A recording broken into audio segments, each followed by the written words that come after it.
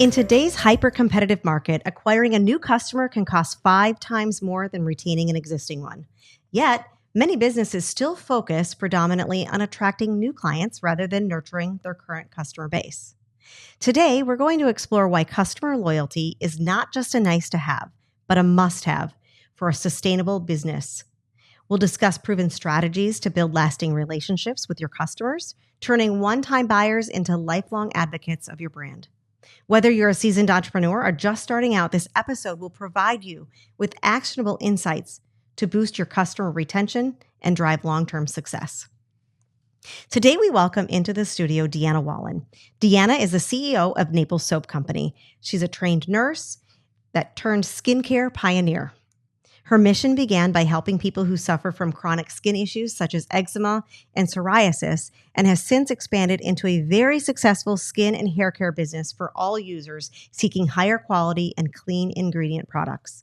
So grab your notebook, settle in, and let's unlock the power of customer loyalty together. Welcome, Deanna. Hi, thank you for having me. I'm so excited to begin this conversation because I know the history of Naples Soap Company. And I want you to just briefly chat about that, but I know your history and I know how loyal your customers are. Mm-hmm. And that's why I wanted to sit down with you. You were the first person I thought of when I thought of this topic. Well, thank you. That's a huge compliment. So Naples Soap started?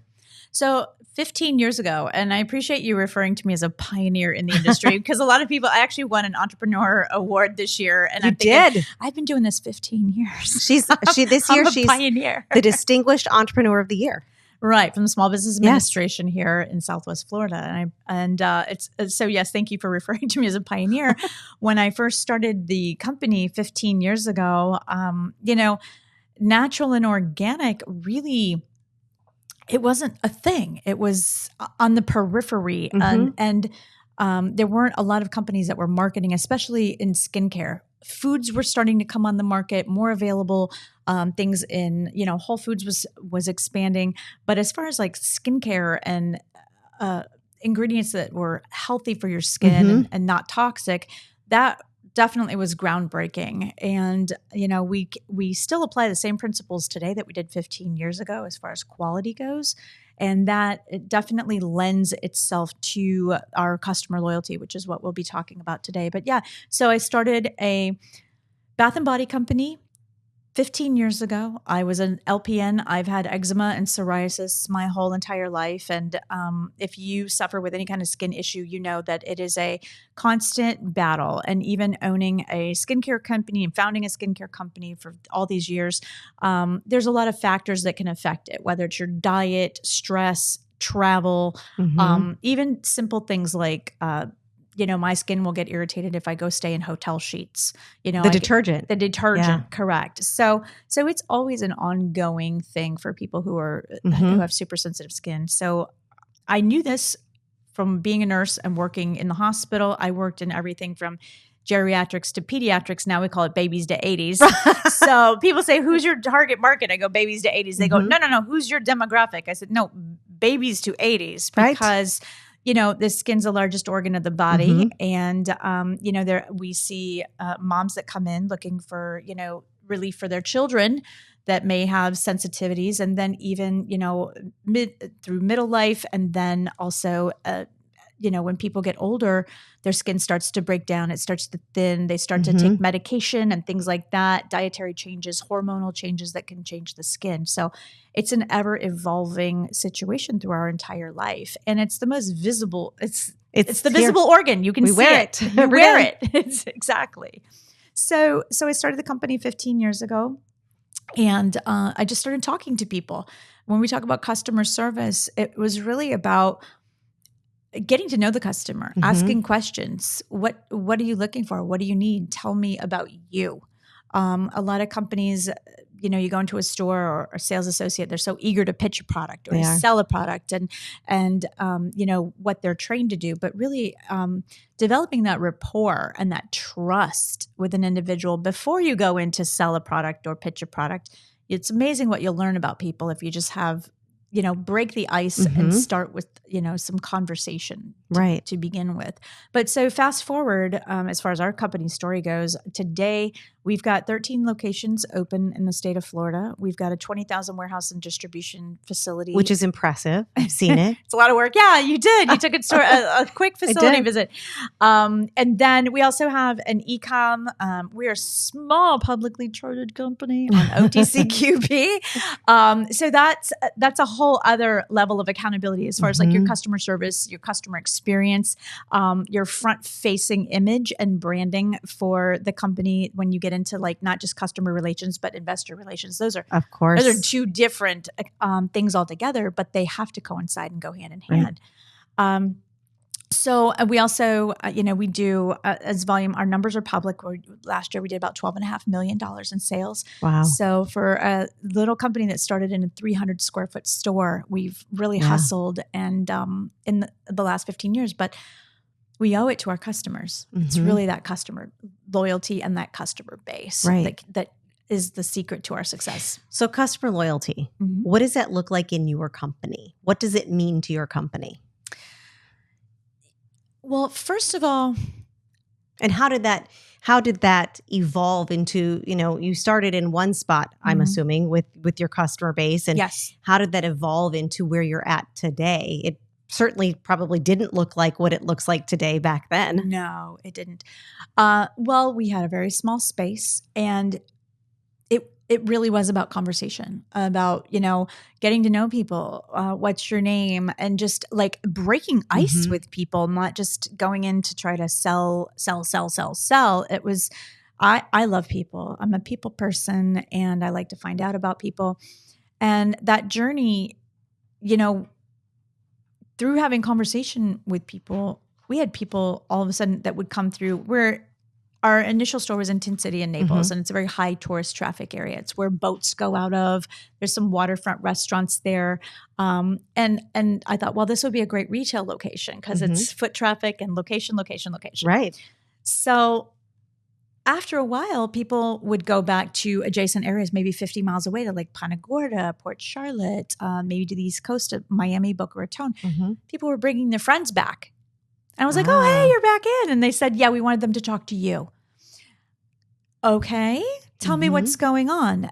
Well, you spoke with us about this particular skin situation, and then we tried this product and it worked. And it's funny because I used to joke and say I was going to get a tattoo that said I've tried everything and nothing worked. And here we are. Didn't say where I was going to put it. Right. Okay. But it was really about talking to people and finding out some things were as simple as just identifying something as a topical allergy or a food allergy or a chemical allergy. And a lot of times I would ask questions that dermatologists really wouldn't ask, they might be, for example, if someone has psoriasis or what they thought was psoriasis or dry patches or something on their skin or eczema, a lot of times derms would treat it with steroids. Of course. And drugs. Yeah, a lot of drugs. And I am so not about putting topical steroids, especially on children. And I went through this journey with my daughter because when she was very young, she was born, she's very, very pale skin, very blue eyes, and fair, sensitive skin. And by the time she was, 2.5, 3, the doctors were trying to put topical steroids on her. And I said, we're not doing that. So by having these conversations with people, they realized that I was really interested in them. What have you been through? What have you gone? What has helped you? What hasn't? And a lot of times, I would say, well, did the dermatologist ask you? I said, well, just quick question. What are you washing your hair with? Oh, just something cheap, blah, blah, blah. Oh, okay. Well, by the way, here's the ingredient. Here's the top ingredient. I'd look it up. Here's the top ingredient in the shampoo that you're using. And it's the same ingredient that they're using in, Armor All car wash. Oh, so basically it's a degreaser. It's a chemical degreaser. So you're stripping all the oils off of your skin. And now you're wondering why your skin's angry at you because you've just used a chemical degreaser and you don't even know it. But in the meantime, you might have gone to the dermatologist and they've spot treated. I'm really irritating all the derms, any of the derms out there. Sorry, but sorry. This is just our plug experience. Your ears. It happens. It still happens to us every day now. So by asking that question, really looking at the person holistically and saying, okay, tell me about your routine. Tell me about what you're using. Tell me about, your skincare experience, not just here's a cream, here's a body butter. We recommend this soap. We try this. So conversationally, and getting to know your customer, and that builds a rapport of trust. And then they were bringing friends back, and then people would email us and say, oh my gosh, my skin cleared up in 6 days or 5 days, or all we had to do was stop using this and reboot the body. Right. So we learned very quickly that it wasn't about, putting high dollar skincare lines together that someone needs $500 to buy this kit. It was really about listening to them and learning what they're doing right now and helping them adjust what their current, personal care behaviors might be, and substituting a clean product for that. It sounds like it's all relational. It is. That's really kind of the foundation that I'm getting. It is. It's personal. It is. It's not, we are a boutique. We do have a chain of 13 stores. I think our smallest store is 800 square feet. The largest is 2,400 square feet. Wow. And we get a lot of people from all over the country, all over the world. But we also do an extensive amount of sales training with the staff. I was going down that road. Sure.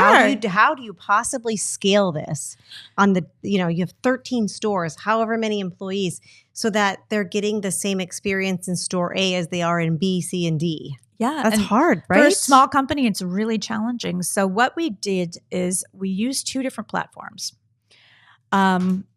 Because when you work in retail or any business, if you're in sales, there's a sales piece to it. There's a process, procedure, your ABCs. Right, exactly. To that. But then there's a second piece of it as far as product knowledge goes. So if you're trying to teach all of that at once, it's a mess. It's a hot mess, and it's confusing. We are very fortunate. For many, many years now, we have used, for our sales training platform, we have used SalesRx, which is a gentleman extremely knowledgeable. He's been in I'm going to say 200 years he's been in retail. Hopefully, if you're listening to this, I'm really sorry. Love you, Bob Phibbs. No, he loves me. I love him. We've become very good friends because we share the same ideas and the same, ethics as far as how to treat customers and what that should look like inside your facility. So we break out our actual sales training piece, like your meet and greet. How do you greet a customer?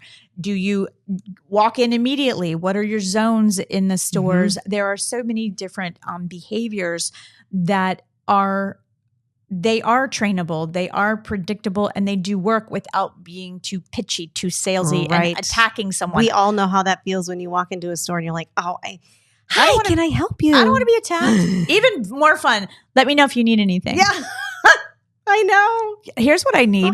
I need to turn around and walk out. It's very hard right now because I want customer service. Things are so expensive. Yeah. And I think people want customer service, and customer service during COVID really fell by the wayside. It was here, don't touch me, stay 6 feet away. Right. We've got masks on, making the checkout process. Let me drop it off to you. We totally regressed. We regressed. Yeah. And so we have worked very hard to make sure that customer experience, that customer connection is there. And so the other platform that we use is it works for us. It's called Lessonly. We have a kind of a library, if you will, of training videos of things. And when we bring new material in, we have over 600 branded SKUs. Wow, that's a lot to learn. It's a lot of ingredients and things like that. But if you break it up and realize that the sales behaviors are repetitive, the product, we have a core product. And those ingredients typically stay the same, that we'll launch new product just like anyone else. And so it's important to learn those things. But it's about balancing, teaching the staff to balance those two instead of just diving in and attacking you with a sales pitch with a product. Right. So it really is a kind of a delicate dance. And it's something that as companies, you want to work on nonstop. When our staff goes through the SalesRx, it has a specific timing and they do modules and stuff. When they finish that, we start again. Wow. And we do it again. And we do it again because you're not going to learn all of the nuances of it through the first time. The repetition. And that's how we do it, Jennifer, is through repetition. So that's how we maintain consistency without being a big box store and having the resources that big box stores do. We've had to kind of create our own system and our own way. But you're breaking it out, which is nice. Yes. Because like you said, you know, you could have all these products and you have over 600 products and they have to try to figure that out. But if they don't have the nuts and bolts into how to actually work with the customer and know what that customer service should look like. Yeah. If you're standing behind the register and you don't greet a customer, you never get a chance to explain the product. You're done. Yeah. So if you can't break through those initial behaviors, then the product knowledge is a futile effort. And some people, you know, through sales training, it will definitely tell you who is comfortable and who is not. And sometimes people get into retail or any sales job. They're taking the job because it sounds like fun or they thought they wanted to get into it, but it really does take a special person to sell. I don't care if you're selling cars, without houses. Selling. Right. Correct. Sell without selling. Yes. It's a special, and you have to not be afraid of rejection. And if you're really good at it, it goes back to what we talked about building a rapport. And that is the key to our customer loyalty, because when they come in, they know they're going to get a consistent experience. If they came into my locations and one person treated them one way, one person treated them another way. And what I will say is that, you know, we're not perfect. Yeah. And when you have that big of a footprint spread out over 800 800 miles, you can't watch everything all the time. And if there is a customer service issue, we have a dedicated in-house person at our office. If an email comes through or if there's a customer service issue, we address it immediately. We don't wait. It doesn't go 3-4 days down the line. It is, we are sorry that you had this experience. How can we make this right for you? Whatever. We're not going to argue a point. We're not going to go do a tit for tat with a customer. How can we make this better for you? And I think that's where a lot of people go wrong, because in a world where everything is online, you have a bad experience. And you probably saw something I had posted on this about, you know, you have one bad experience and then everybody knows about it, but you have one good experience and they don't tell as many people, or you respond to a Google review with the tit for a tat. Right. And that doesn't look good for you. Nope. And it doesn't build that customer loyalty. Right. Absolutely. And that can tear you down so fast. I'll give you an example. We had a customer, and the reviews are savage. You know, let me say the abuse of reviews is that's savage. What it is. And as business owners and people that manage small businesses, we have to walk such a fine line. And it can be very scary. And sometimes it's not even, here's an example. We had a customer that had a body scrub. Now, this is made with shea butter. And I love you. I just used it this morning. Oh, thanks. Good. That makes me happy. So we had a customer that had basically a 3-year-old scrub that we didn't even manufacture anymore. We knew, my sales associate knew this because of the label. So this woman tried to return it, saying she had bought it just a few months ago. And my sales associate was trying to be very nice. And she was like, you know what? Unfortunately, this is our policy, because, you know, being in a business, you have to have certain policies and procedures. It doesn't matter. Right. You still have to. You have to. So she's trying to return this scrub. And my poor sales associate is like, you know, I can't do this. Sales associate finally reaches out to the district manager, who reached out to me and was like, look, this customer's making a pretty big stink in the store. And I said, you know what? Had she been even remotely nicer to my staff, I might have hedged a little differently. But when you come in with an expired product and you're going to be super rude to my staff, I'm going to be a little less amiable to the situation. Now, my cost of goods on that body butter is not that significant. So, but because she was super rude, you know, if I allow someone like that, it's a fine line. If you allow someone like that to treat your staff poorly, it sets a precedent, and then it's going to happen again. And then your staff looks at you as a manager and an owner and says, wait a minute, they didn't really stand up for me. They didn't have my back. They didn't, you know, they went against policy. So there's a very fine line there. Because that's a bigger issue then. Yeah. You've been through this with people trying to return things. And so the customer service experience journey, it goes many directions. So she got super nasty with my stuff. Then I got on the phone. She got super nasty with me. And I was like, okay, now we're done. We're done here. So this person elected to go onto our Amazon account and post reviews all over Amazon. And, this is just drastically unfair because it wasn't an Amazon purchase. Right. And it's abusive to the system of reviews there. So now you're harming a business that really hasn't done anything. You're trying to scam the business, really. Yeah. And you're being rude and nasty to people. Yeah. So it is a delicate balance because like you said, that one person. Yeah. So now we have to go back and mitigate those reviews and try to build up that again. And I don't wish that on anyone because it's hard. It's hard as a business owner. It's hard enough. It's hard enough. Hard enough. Yeah. Yeah. So that's just those are just one example of walking that fine line of customer service, but you still have to maintain your business and stand up for your employees at the same time. That's very true. Went down a rabbit hole. Sorry. You know what? That's what happens. We go down rabbit holes. Yeah. It's not a podcast. It's fun. It's not a straight line. None of this is a straight line. No. Anything that we're talking about, business, all of it. And these are challenges people have all the time. Right. I mean, you get people try to return stuff or bring stuff back or whatever. And you're like, nah, that's not happening. Or people get mad because you won't take their stuff in a consignment that's what we environment. See. Oh my gosh, they're angry. See that. We have both ends, right? Because we have the person buying and we have the person selling to us. So it's tough. Or they want to know why their stuff didn't sell or why it's marked down now. And you're like, well, we don't have answers for them. I don't know sometimes. What to tell you. It just, we don't know. But if you had 3 things that you could say would contribute to building strong customer loyalty, what would those 3 things be that a business could be like, we're focusing on these 3 things that I know are going to move the needle in our customer loyalty? Because ultimately we want our customers to return because it costs us more money. Right. There's facts and figures out there, I am sure. Yeah. How much it costs each individual business to get a new customer versus keeping them. I think one thing that we excel at is communication with a customer. We do have an email database. I always ask other business owners, I said, are you capturing emails? Are you communicating with your customers? They want to know if you've got promotions going on. You don't have to over email, which we try to be extremely cognizant of that, but we want to communicate. During COVID, we saw all these letters from the CEO.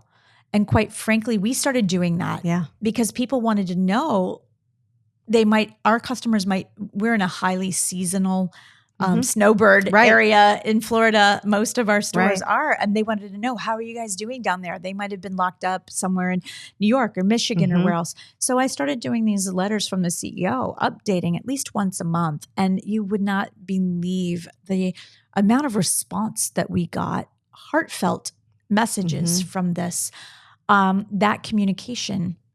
So using email communication, I'll give you one other example of email communication that after Hurricane Ian, we had so many people just randomly emailing us to just our general email. Are you guys okay? We're so concerned about you. We're in Chicago. We're in Ohio. And I couldn't believe it. Just people randomly reaching out.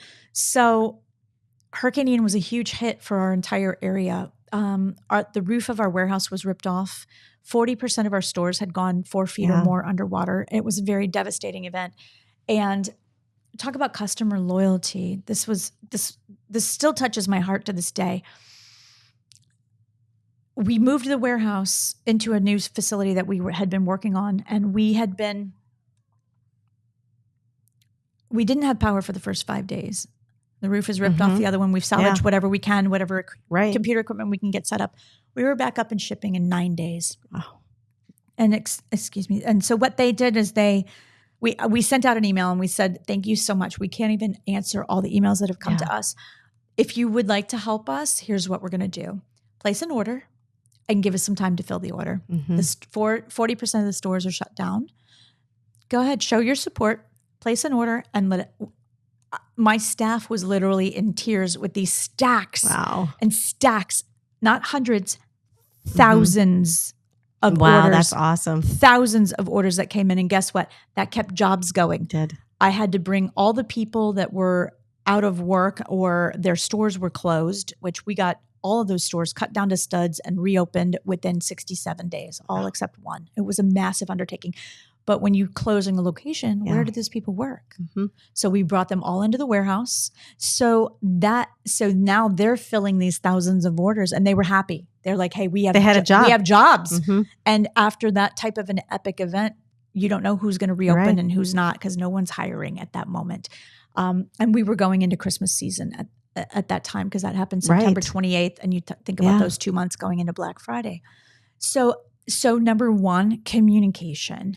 That is absolutely critical. If your customer's in and out and then they never hear from you again, you are going to have a very hard time and you're going to have to replace that customer. And I love what you said because people do, I mean, I've done the CEO letter too. Yep. People love that because they want to hear from the owner. Mm-hmm. They want to hear from the founder, the person that started the whole thing. Yeah. So we started that during COVID. It was a way to reach out and, a lot of major companies, Delta, they all did it. And I read them. Mm-hmm. I would read them all because especially as a business owner, I want to go, what are other people doing? Yes. We don't know. We were all looking around. What are they doing? We don't know what to do. So we don't want to say too much, but we're like, help us. And so we learned from each other as leaders during that time period. But that outpouring post Ian that was a massive attribute to our customer loyalty of our customer base. And they didn't care. And every order that came through, there was a note with it. There was a personal note with it saying, some people would send in a $500 order. Some people might have sent in a $25 order and said, this is all I can spend right now. I'm sending you prayers and love, that kind of stuff. Or please never close. Your stuff changed my life and my skin. Like the messages that we got were unbelievable. So that communication goes both ways. It does. And it's about fostering the relationship. So that's number one. Quality in your product, number two. Yeah.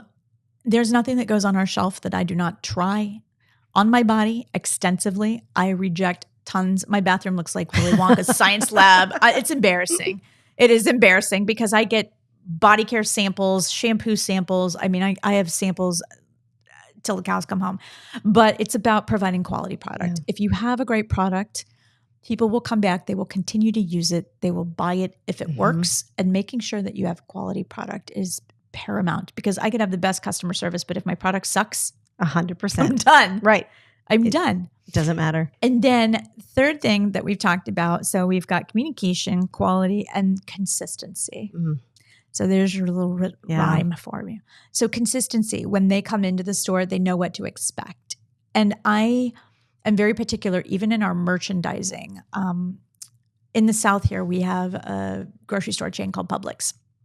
I'm a huge fan and I study Publix. Okay. Publix knows what they're doing from a grocer standpoint. Their customer service is exceptional. They are consistent. The quality, you don't go into Publix and find something that's funky. Right. You just don't. Mm-hmm. And during any type of crisis or catastrophe, they are so community oriented and philanthropic. And I have taken so many cues from Publix. Heart, love you, Publix. But they are, they're a retailer. They're a grocer, but you're still a retailer. They're a mass retailer. They've expanded up into the East and the Carolinas and stuff.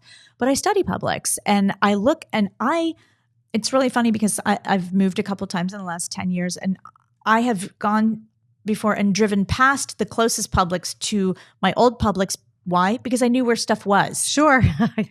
I knew the map. So when I merchandise in my stores, we have core product and then we have what I call ancillary. So that's kind of like the cute seasonal stuff that rotates in and out. But when we place core merchandise, I try to keep it consistent in the same spot. So when people come in, you're right. It's not necessarily boring, but they know what. If it's a regular customer, it's not confusing because I go into some boutiques sometimes and every time I walk in, I'm like completely disoriented. You moved it all. Yeah. I'm like, where's the such and such? It used to be on the left wall. Oh no, we moved it back here. And so not that you have to leave everything exactly where it is, but ease of navigation and that consistency, whether it's consistency in your floor placement, in your fixtures, even your lighting. Like I look, if there's a light in the front bulb's a different color than in the back, that break in consistency. Yeah. whether it's training. Is your training, is your customer service consistent? So those are the things that I look for, is that consistency in the experience, because they know what to expect. Exactly. It's like coming home. My daughter comes home for Thanksgiving. She's 30 years old. She's a plastic surgeon at Stanford. Anytime I get a chance to throw that in, I do. You just throw it in. It's great. I just threw it in. But the funny thing is she's this wonderful, successful person way out in the world, and she comes home for Thanksgiving. Why? She knows it. Home. It's familiar. It's consistent. And for her, that's personal. Right. So I think when you make that connection with your customer and they walk into your place and it feels like home, it feels consistent, they know it and they're comfortable there, I think that's really a huge testament to the business owner, and that is going to form a connection. And all three of these are scalable. Correct. With, within your company and how you do it. I love our conversation. I know that our listeners, we have really great conversation. Our listeners are going to get a lot out of this. Deanna, if our customers want to get in touch with you, they want to shop your store and they don't live in Southwest Florida, how can they do that? They can visit us online at naplessoap.com. That's NAPLESSOAP, naplessoap.com. Everything is on the website. There's some ancillary stuff that are in stores, but we've got a store locator there. We've got 13 in the state of Florida, but we ship all over the U.S., not to Canada or outside the U.S. at the moment. But you can visit naplessoap.com. Wonderful. Thank you so much for being on today. Well, thanks for having me. I love talking business and helping other business owners as well. Absolutely. Enjoy. And thank you to all of my listeners.